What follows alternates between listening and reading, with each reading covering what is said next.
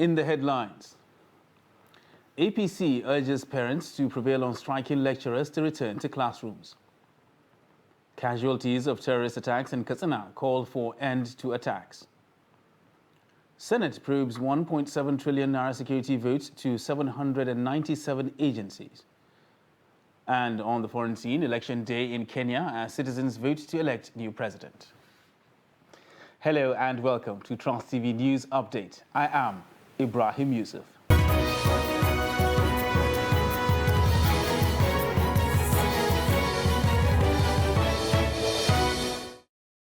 Hello and welcome once again. The national chairman of the All Progressive Congress, Abdullahi Adamu, has raised concerns over the prolonged strike by Academic Staff Union of Universities, ASU. ASU has been on strike since February 14th, where the APC national chairman called on all stakeholders, including parents, to prevail on the union to end the strike. Musa Luka reports.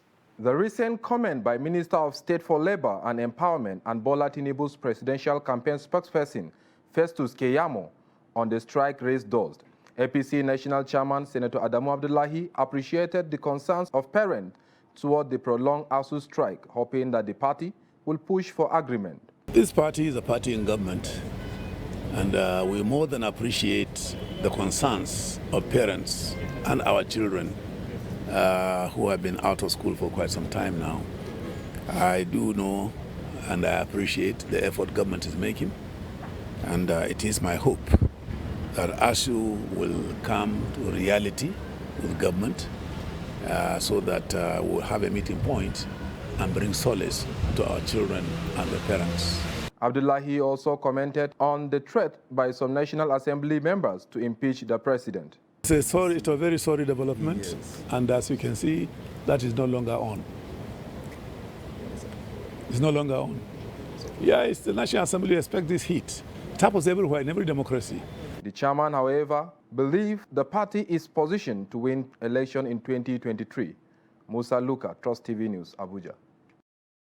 And troops of Operation Thunderstrike of the Nigerian Army and that of Operation Puff Adder of the Nigeria Police have intensified patrols and operations along the Kaduna-Abuja highway and surrounding communities. Speaking during an assessment tour of the ongoing security operations on the highway, the Kaduna State Commissioner for Internal Security and Home Affairs, Samuel Arwan, said contrary to insinuations that motorists have abandoned the highway because of insecurity, more vehicles are still plying the road as a result of the presence of security operatives in the area. Arwan also debunked reports that the convoy of the Assistant Inspector General of Police in charge of Zone 12 was attacked along the Kaduna-Abuja highway last week, adding that the incident took place between Kaduna and Nasarawa states. Other locations visited by the Commissioner are Arijana and Katari villages, which are flashpoint areas on the highway. Meanwhile, victims of last Sunday's terrorist attack in Katsina State have called on the state and federal governments to find lasting solutions to the insecurity ravaging the state and the country as a whole. During separate attacks, 11 people were reportedly killed, dozens displaced, and hundreds abducted, while several others escaped with gunshot wounds. Trans TV's Abdullahi Yamadi visited some survivors at the Federal Teaching Hospital in Katsina and now reports. These survivors narrowly escaped death from terrorist attacks in their communities and can recollect what happened even in hospital beds. I am from Yargoje village of Kankara local government. I was shot by terrorists who came to kill a shop owner in my community. I was shot by the terrorists in the process of killing the shop owner. This victim from Matazu local government is unhappy with security operatives for their inability to contain the deteriorating situation, but he also blames activities of informants for the escalation of insecurity in Katsina State. My village was attacked. The terrorists are unleashing mayhem on our communities, yet no one is doing anything about it. DPO Musawa is doing his very best, but his men lack the capacity to confront the terrorists every time. aka baya Qur'ani ya rantsa ya ce ya daina. This witness recounts the attacks on Shola Quarters and Chechnya in Katsina metropolis, which left one person dead, a couple abducted, and 3 others hospitalized. The terrorists come to Shola Quarters and Chechnya in large numbers and heavily armed. They targeted the local vigilante and killed one. They were shooting sporadically to scare residents before gaining access into their victims' houses.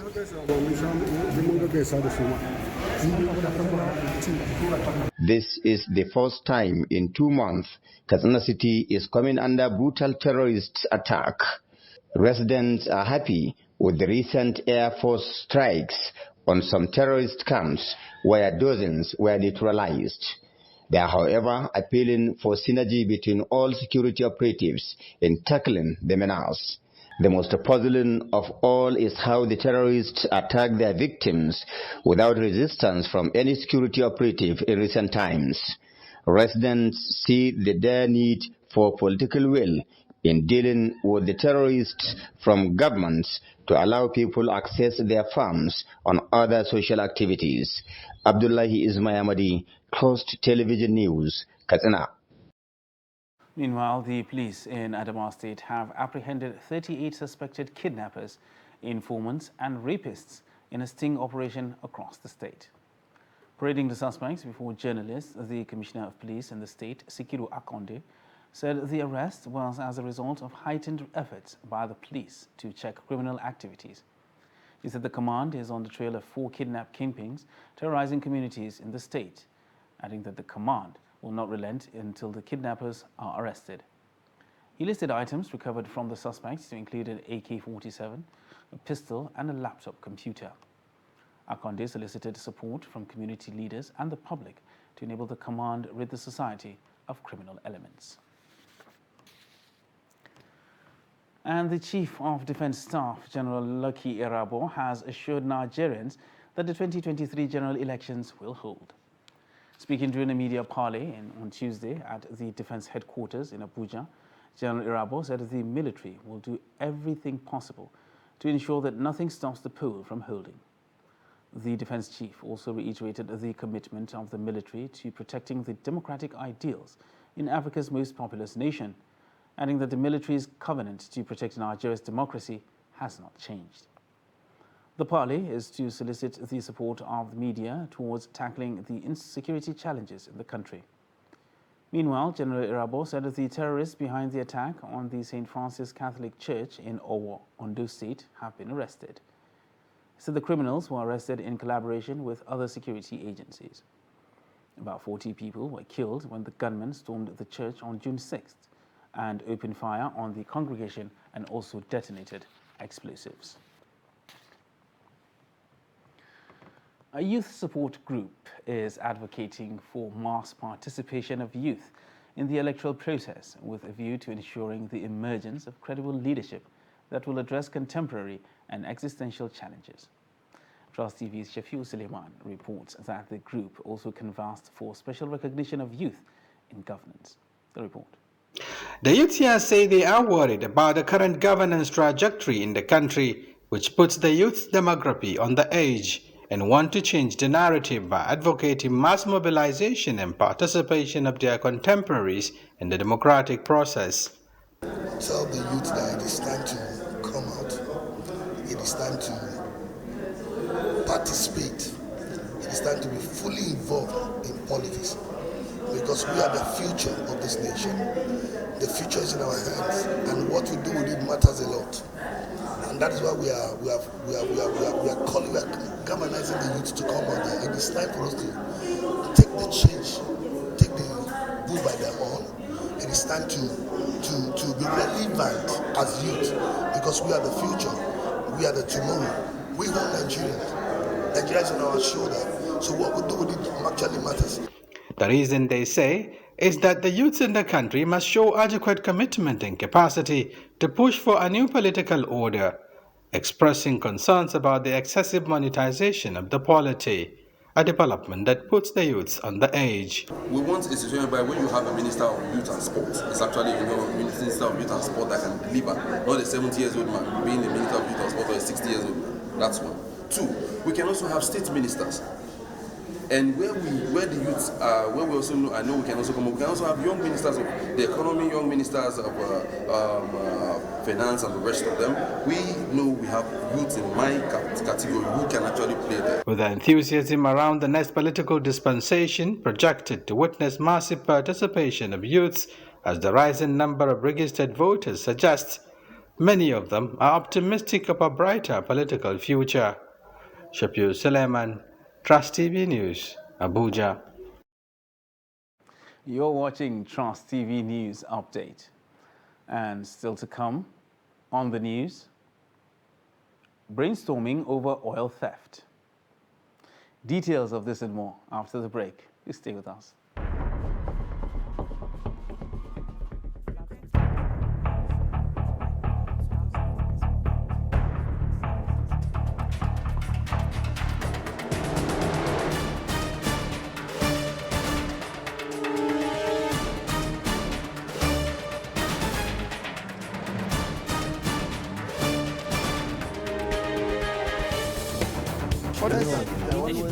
That's great.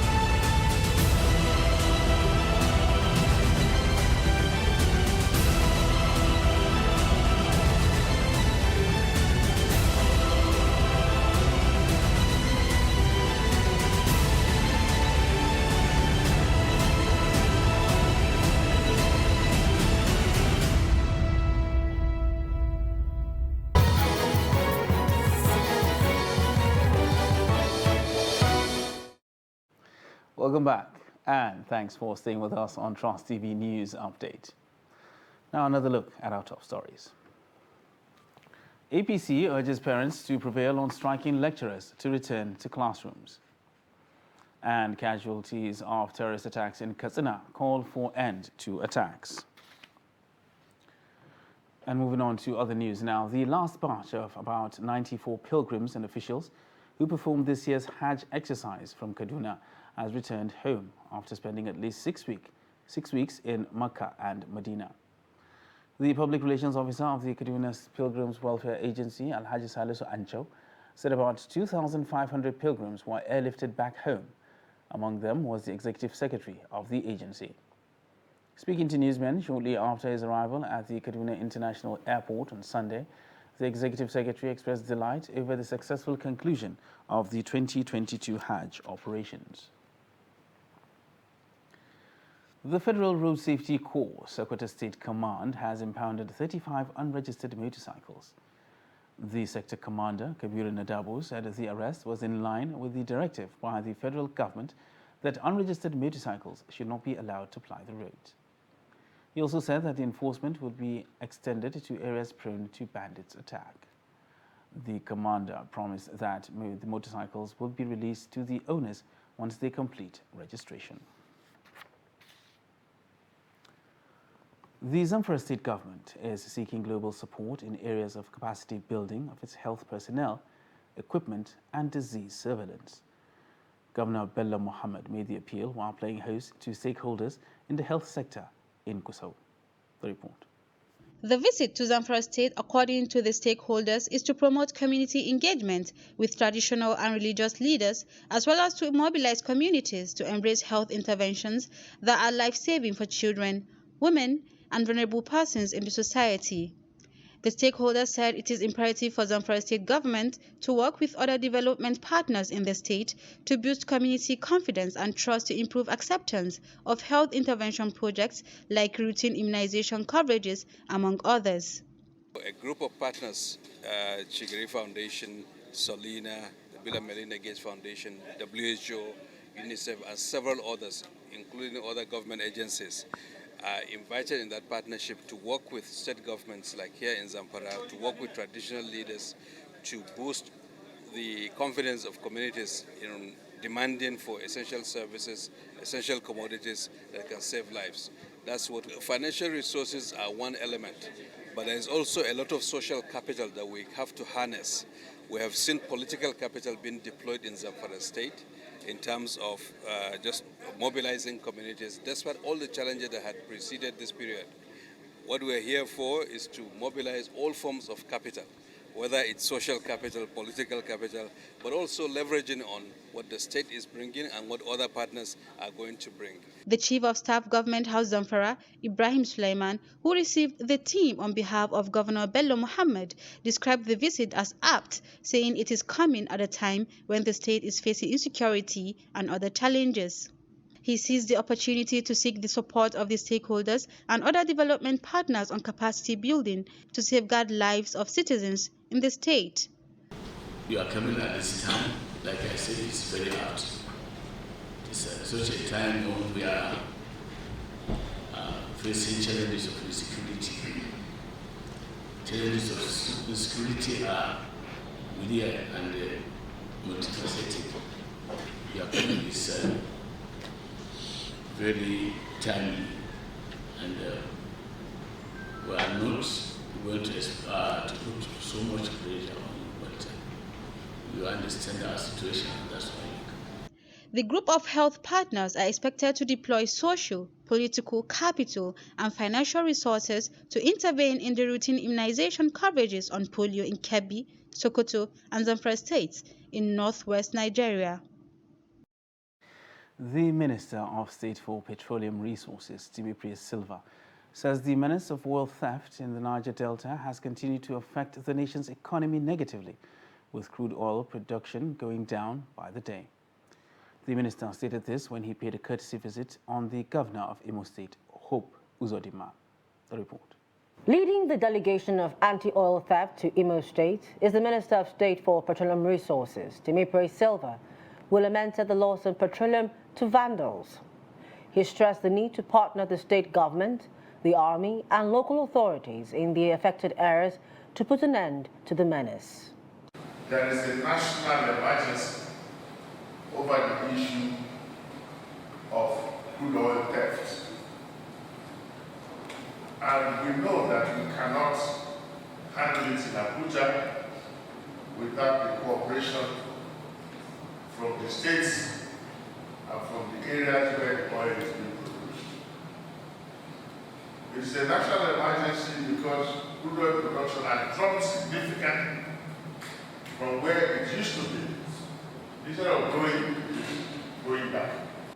The Chief of Defense Staff, General Lucky Rabo, assured of the Army's readiness to protect the country's economic facilities.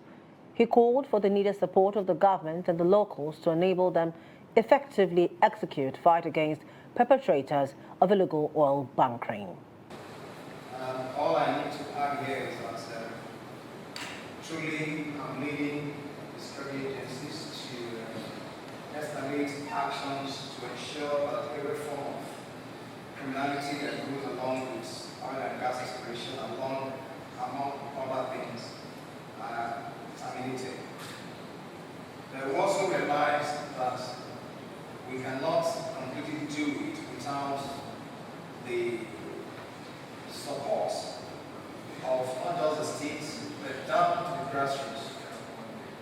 We, as members of the armed forces and security agencies, can take extra measures. Governor Hope Uzodinma will bemoaned the activities of vandals operating as syndicates in the state with high resistance to security forces, however, assured the delegation of the state's support for the success of the exercise.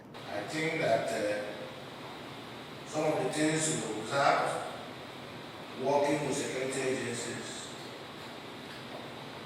is not passing through a proper process in engaging private security contractors. So that if you don't take time, you end up appointing those who are behind crude oil theft as security contractors. I therefore want to invite security agencies to take interest from day one. Believe that collaborative efforts from key players will lead to a reduction in oil theft in the country. The Senate, through its Standing Committee on Public Accounts, has begun a probe into the over 1.7 trillion naira allocated via service-wide votes to federal agencies from 2017 to 2021 budgets. Chairman of the committee, Matthew Orobidi, who made this known during the meeting of the committee, said beneficiary government agencies needed to give explanations on how they utilize the fund. He added that service-wide votes are a disbursement of shortfall in capital and overheads. The chairman also ordered the acting accountant general of the Federation, Okoliabo Silva, who appeared before the committee to submit details of disbursements of service-wide votes as quickly as possible. Now for a look at the foreign scene, where Kenyans are voting on Tuesday to select the successor to President Uhuru Kenyatta. Voters started queuing before dawn, eager to have their say over who will run the country for the next 5 years. Delays and logistical problems have been reported in some places, but in general, the process appears smooth. The vote follows an intense campaign dominated by debates about living costs, unemployment, and corruption. The frontrunners for the presidency are former Prime Minister Raila Odinga and current Deputy President William Ruto. The outgoing President Uhuru Kenyatta is backing his former foe, Mr. Odinga, after falling out with his own deputy. Now for a quick look at sports, where Inter Milan have terminated the contract of Alexis Sanchez by mutual consent. After joining Inter from Manchester United in 2019, the 33-year-old made 109 appearances across all competitions for the club and managed to score 20 goals. The Chilean is now set for a fresh start in League One after a mixed spell in Serie A with the club.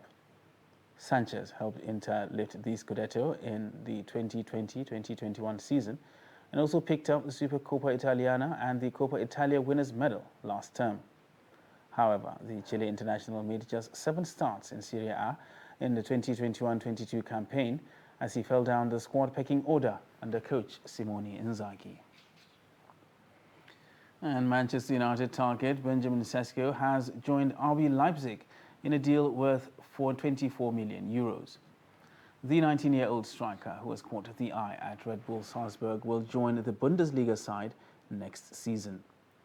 Chelsea and Real Madrid were also linked with the 19-year-old, but he will instead move to Germany in the summer of 2023. Sesko has agreed a 5-year contract with Leipzig starting in 2023, becoming the latest player to make the move from Salzburg. And that wraps up Trust TV News Update for this hour. For more news, you can subscribe to watch us live on YouTube and follow us across all our social media platforms. I am Ibrahim Yusuf. Thanks for joining us.